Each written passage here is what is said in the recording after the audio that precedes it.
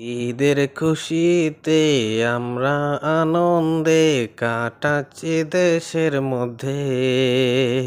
একজন যে আছে বিদেশে পড়ে, সে তো আর ঈদ পালন করছে না রে। হ্যাঁ হ্যাঁ, তোমাদের কথা অনেক, আমি কষ্টে আছি তবু তোমরা দুঃখ পাও না। ঠিক আছে, ঈদ করব আমি মোদির সাথে, তারপরে দেখে নিব তোমাদেরকে।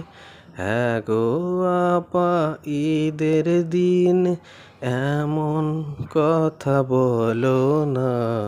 তুমি যদি ঈদ করো মোদির সাথে, তাহলে তোমার বন্ধু মোদি খুশি হবে যে।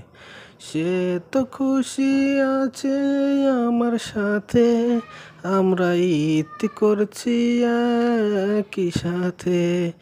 আমরা খাসির মাংস দিয়ে ডিনার লাঞ্চ করি সব সময় যে।